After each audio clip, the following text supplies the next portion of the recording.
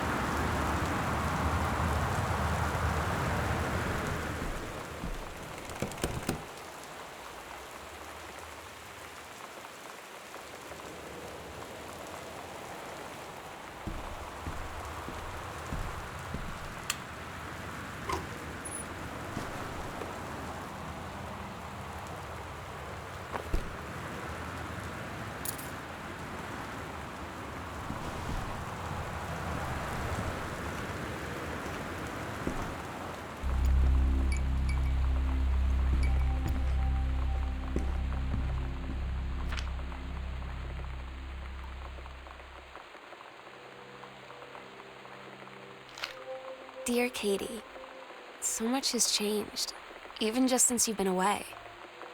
We moved into this house. I'm in a new school, and my big sister being gone for a year doesn't make it any easier. It doesn't feel real, but I'm not gonna let it faze me. I used to tell you everything, and if I can't do it in person, because you're off gallivanting around who knows where, I'll tell it to this journal, just like I was talking to you.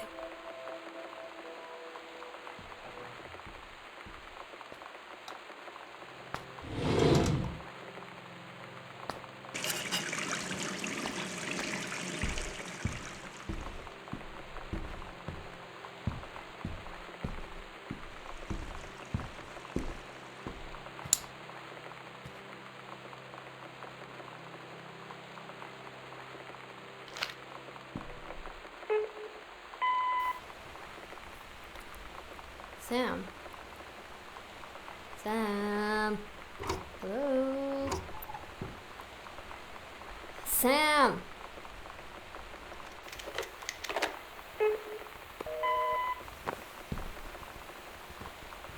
Sam, where are you?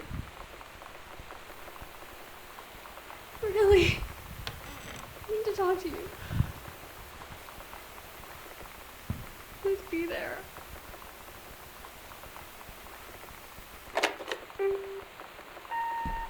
Hi, Mom. So I got my ticket home from Europe. I get back on June 6th, but it's a really late flight because that was the cheapest, so it gets in at midnight. But don't worry, I'll get a shuttle from the airport so you don't have to pick me up. Like, really seriously, you don't have to. Okay, so love you. See you soon. Bye.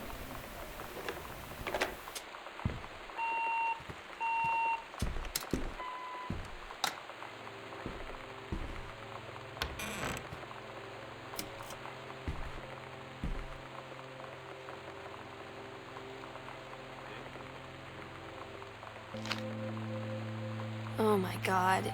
You are so lucky you finished high school before we moved into this house. So, it's the first day of school, and there I am, introducing myself to the class. And I say that I just moved into the house on Arbor Hill. All of a sudden, every kid in the room turns and just stares like I suddenly transformed into a mutant. I just stood there, wishing pretty hard for a rewind button. Because now maybe nobody knows my name, but they all know who I am. The Psycho House girl. Great.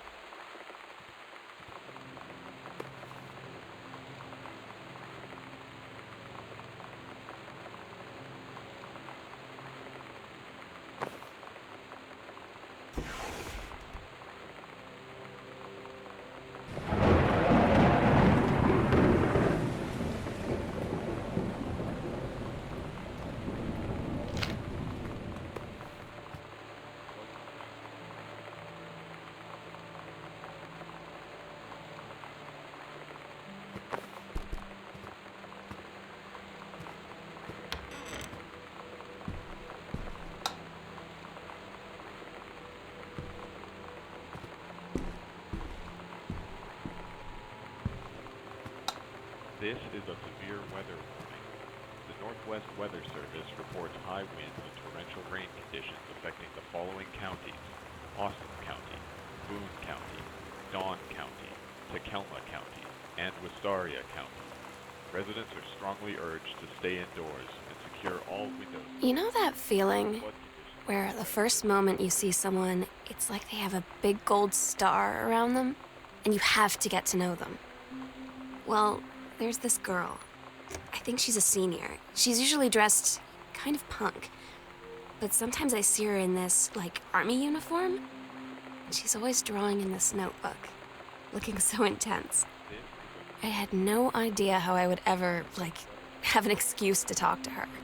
Till I noticed she and her friends hang out and play Street Fighter at the 7-Eleven every day after school. Residents are strongly urged to stay indoors and secure all windows and doors. Flood conditions are expected at lower elevations.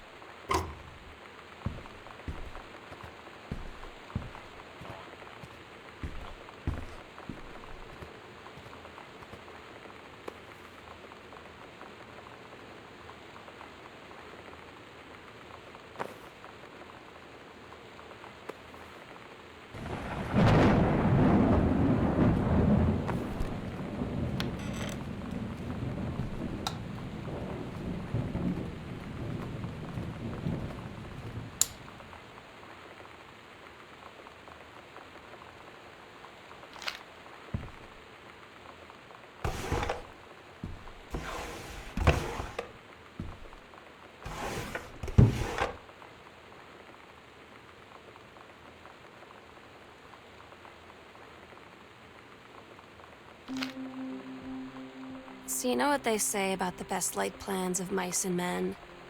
Yeah, turns out it applies to Street Fighter too.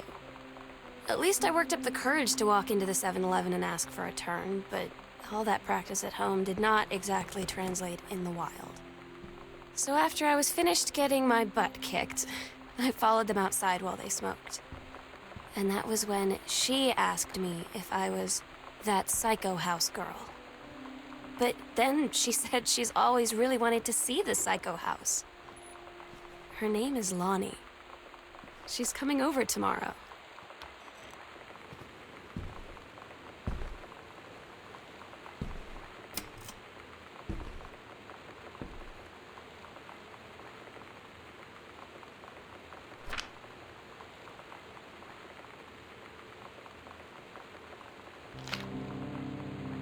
When you live in one place your whole life, your next door neighbor is kind of like your default friend. And Daniel only got weirder over the years. So moving away has been a good excuse to, not see him anymore. But he did always have the good Nintendo games. Maybe I'll give him a call.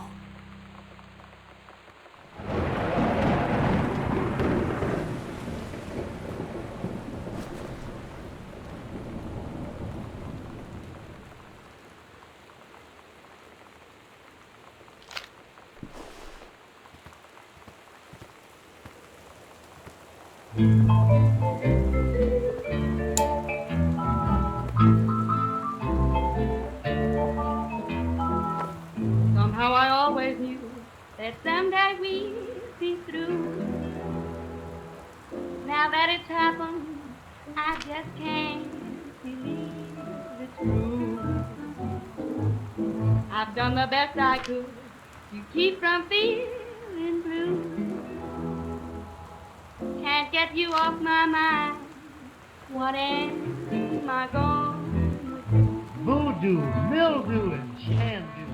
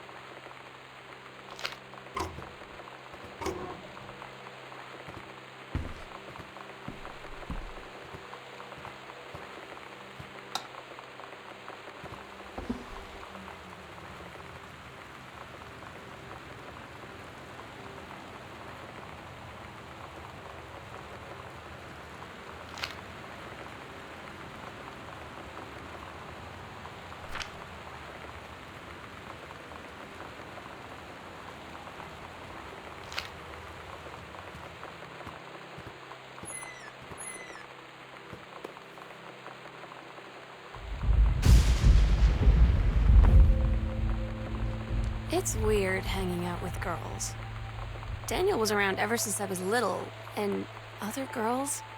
I don't know. But being around Lonnie is like instantly just right. I gave her the grand Psycho House tour and took my revenge on Super Nintendo.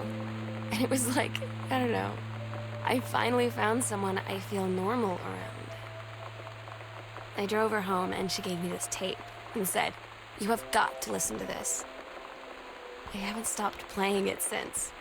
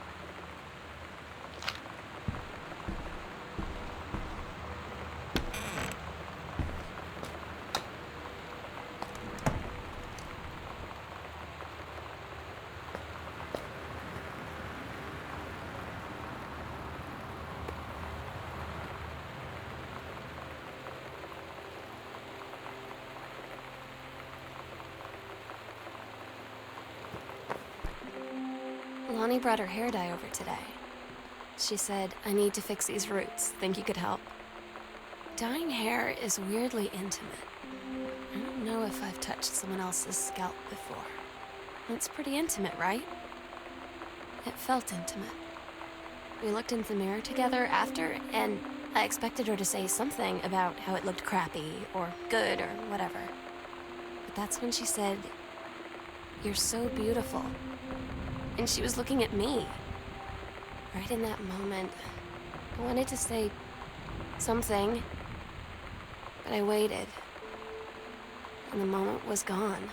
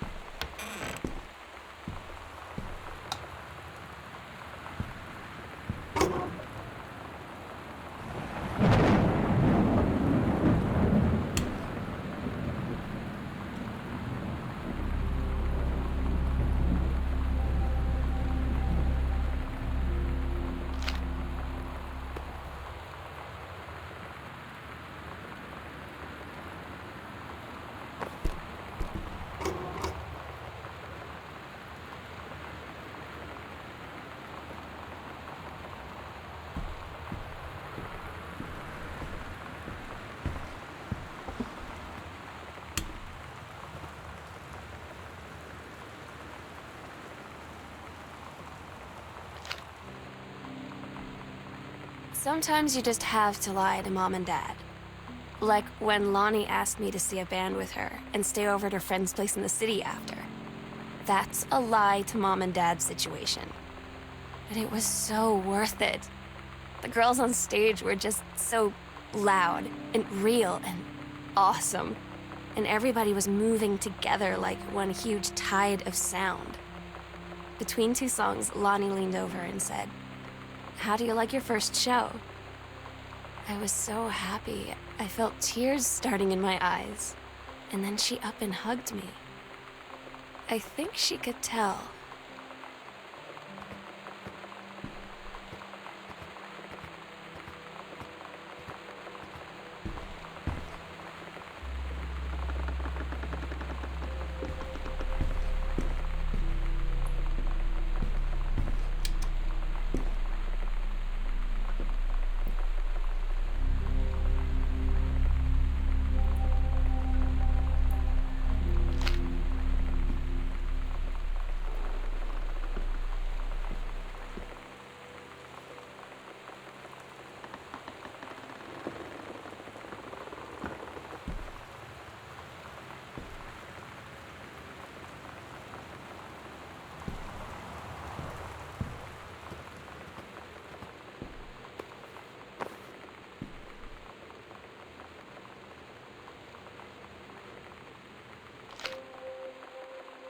At Todd's brother's place after the show, there was only a futon to sleep on, so Lonnie and I shared it.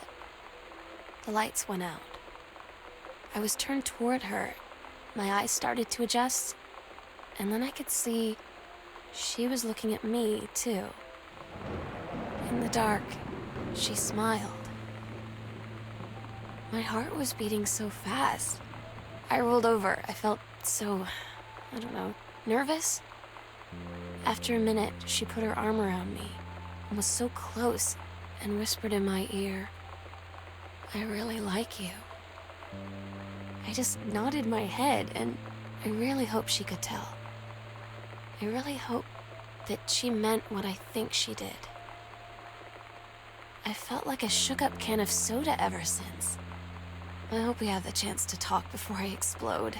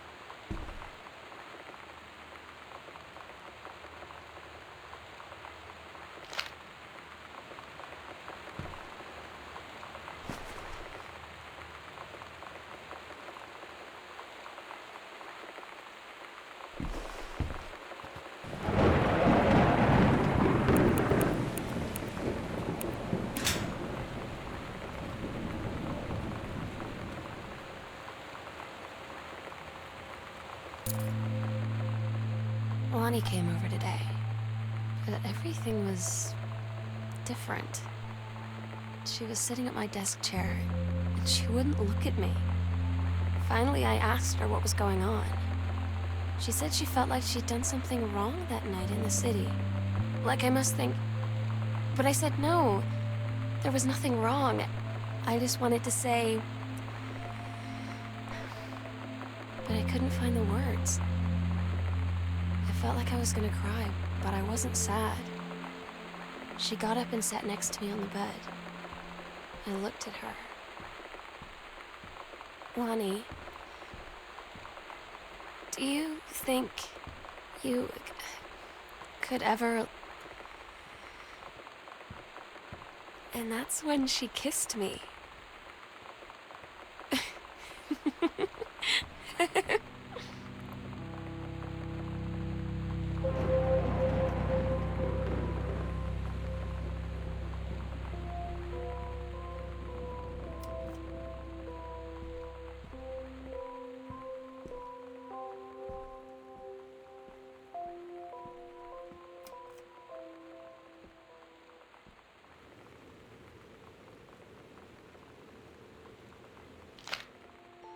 It's different now.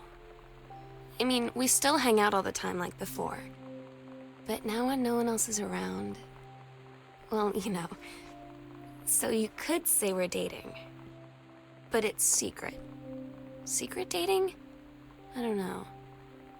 I mean, I guess that's the real difference.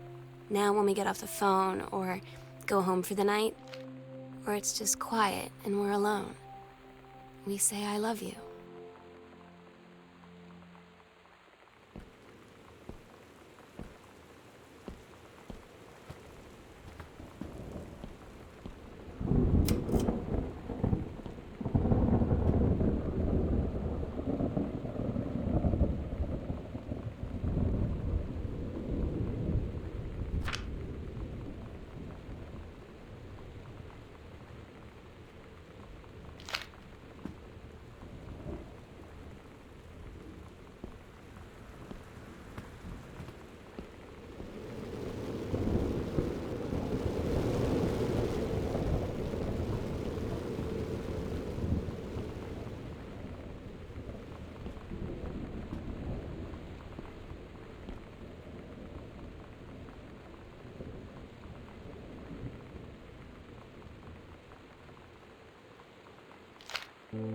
I'm so stupid sometimes. I was telling Lonnie that I got into my college summer program thing, and I was all making plans like, you should come visit me, stay in my dorm room. But she said, Sam, I ship out on June 6th. I was like, ship out? To where? She said, to basic training. What did you think I was doing all that ROTC stuff for? I guess she's been planning to join the Army right after high school since she was like 12. And I guess she's really going to do it. So I was like, after graduation, I'm just never going to see you again? She said, let's just have fun while we can.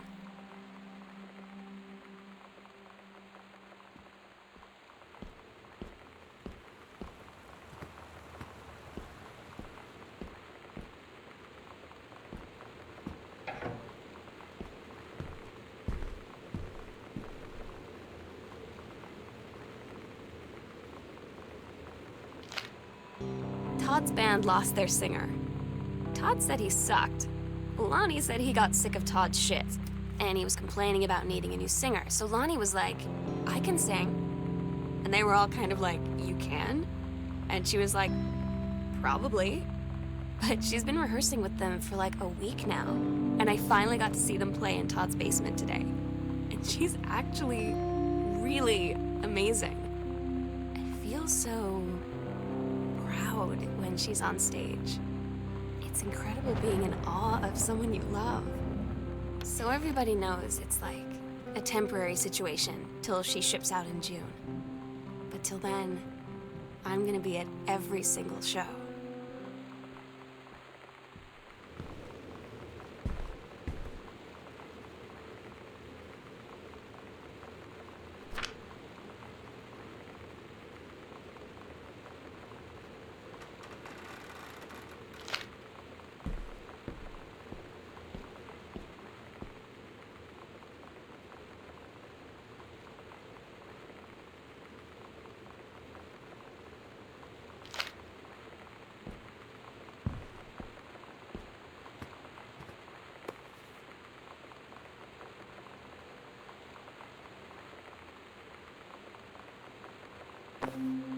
They tell you to stick with the group on field trips, Katie.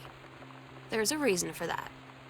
Lonnie and I snuck off on the side paths at Multnomah Falls and got a little lost. Okay, a lot lost.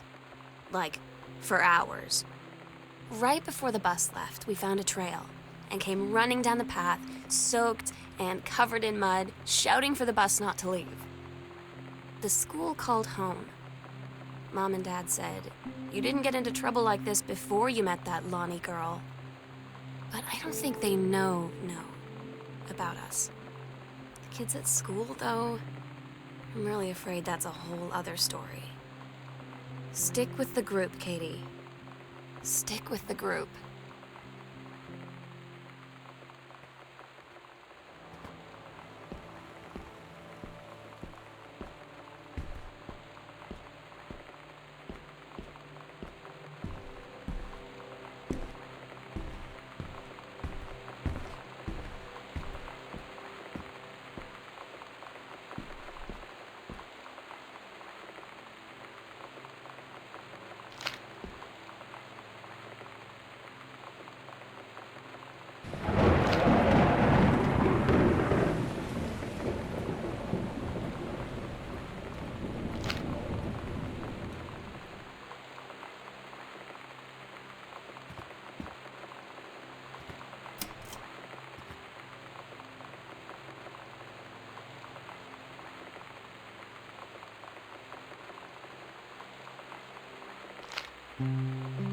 I don't get Lonnie sometimes. Like, her band, and our zine, and her hair, and everything are all anti-authority. But I watch her in JROTC, and she's doing drills in perfect formation, following orders, no question. And there's all this stuff in the news about don't ask, don't tell. Like, she's going to join the army and then have to lie about who she is. She said they don't need to know what they don't need to know. Like it was no big deal. This from the girl who trashed her locker to, like, defend my honor. I've learned when to stop arguing, though. I don't think Lonnie even gets Lonnie sometimes.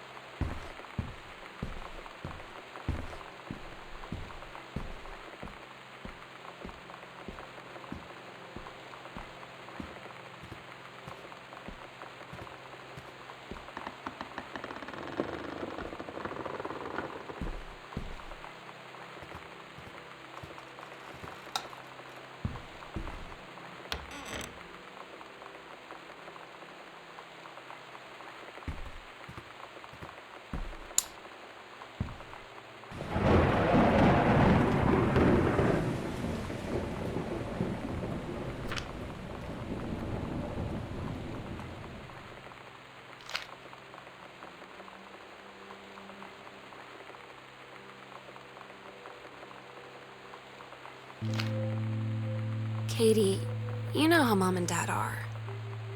Not exactly super open-minded about things. It feels like every minute I don't spend with Lonnie, I spend worrying about them finding out about us. And what would happen if they did? You know Dad's joke about the nunnery that he'd tell whenever he brought boys around the old house? I wonder where he'd want to send me.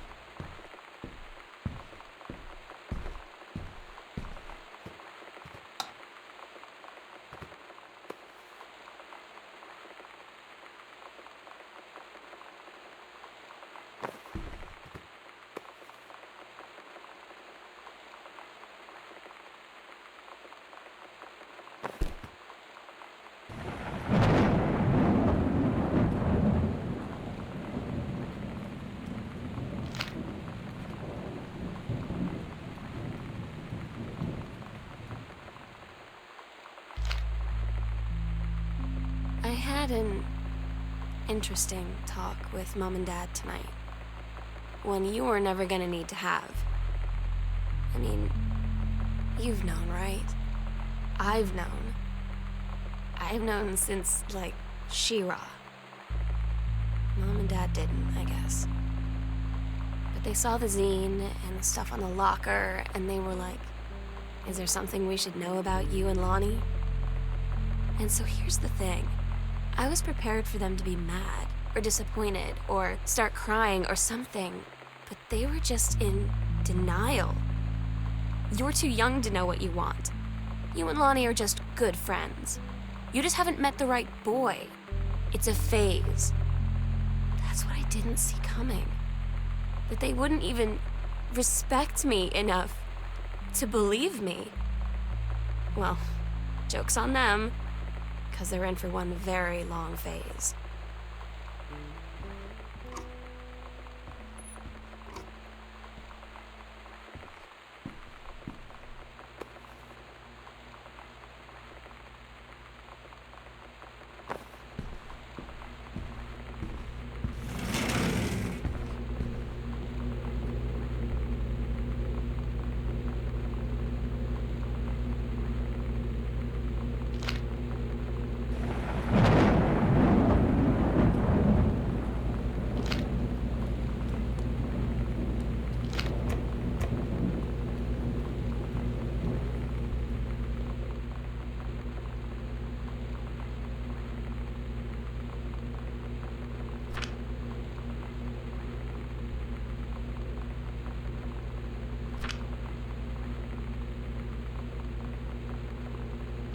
Daniel finally came over to get his game.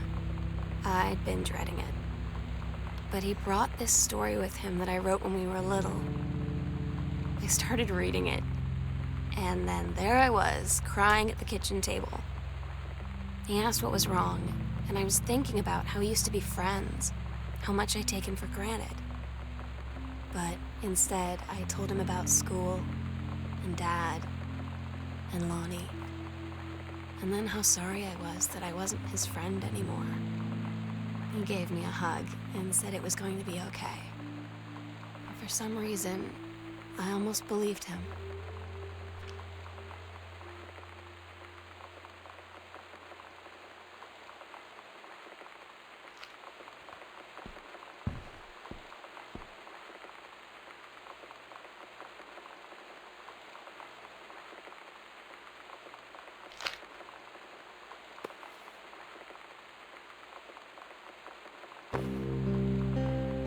I asked Lonnie what she had to do to get ready to ship out for basic training.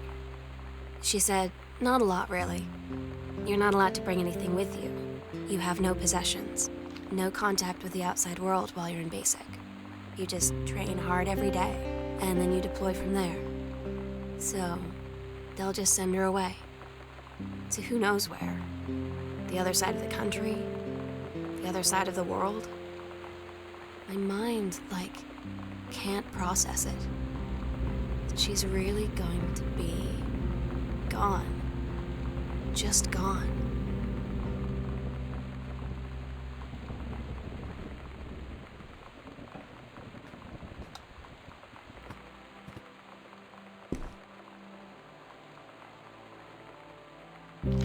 Lonnie had her going away show with her band tonight.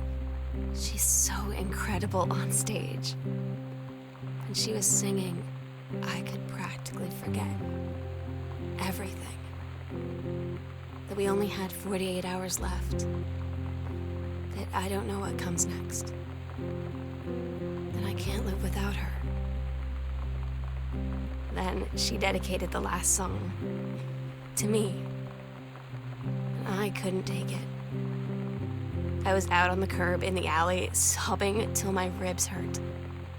I would follow her anywhere, Katie. But I can't.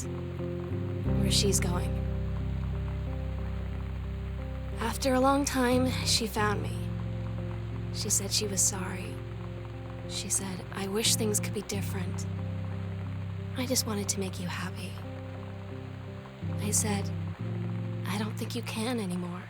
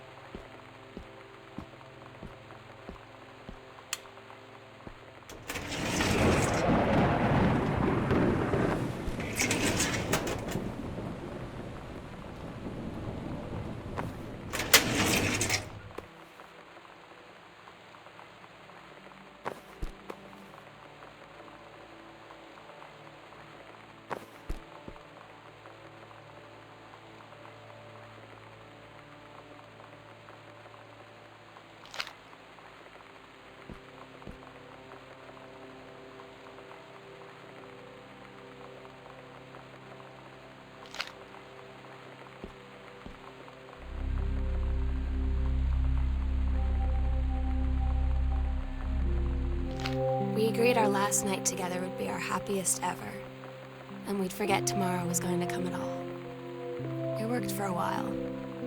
We had a good time seeing Oscar off, then ran up to the attic to look through our photos, to find one for Lonnie to take with her. And looking at them, I realized they were all in the past, and there wouldn't be any more. I didn't know what I was going to do. And I cried. And she held me. She said she knew it was hard, but life would move on. I said I didn't want my life to keep moving without her. That's when she cried too. I was so exhausted. I must have fallen asleep like that, in her arms. In the morning, I woke up, and I was finally alone.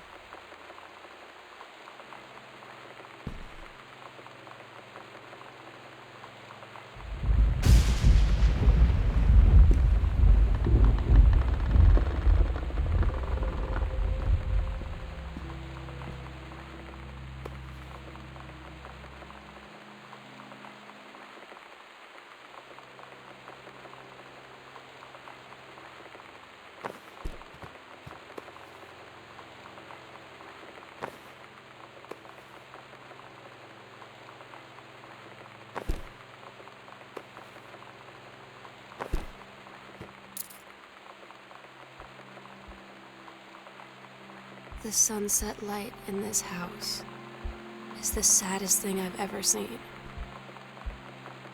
I just want to sleep. When I'm in the attic, it almost feels like Lonnie could still be here. She's just downstairs. I'm just waiting to hear her pull down the hatch and come running up. Maybe I'll go up to the attic and wait.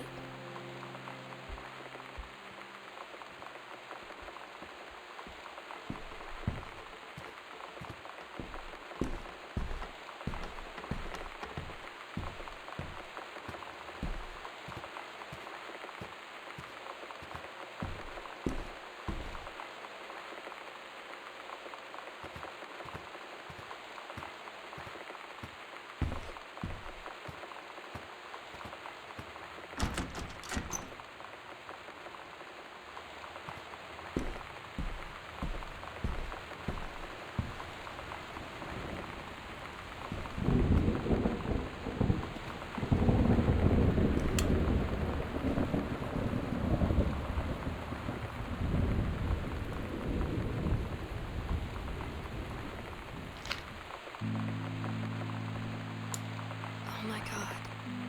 Katie, I fell asleep in the attic, in Lonnie in my old spot, and I missed the first 2 calls.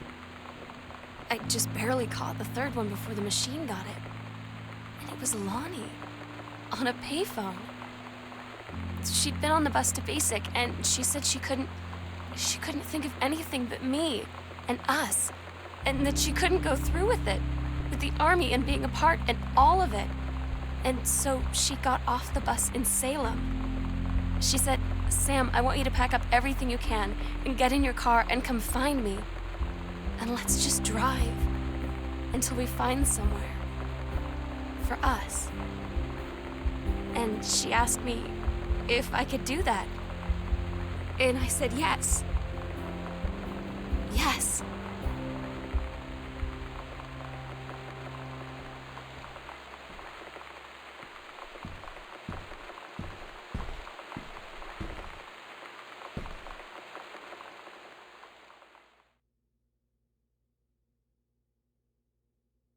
Katie, I'm so sorry that I can't be there to see you in person, that I can't tell you all this myself.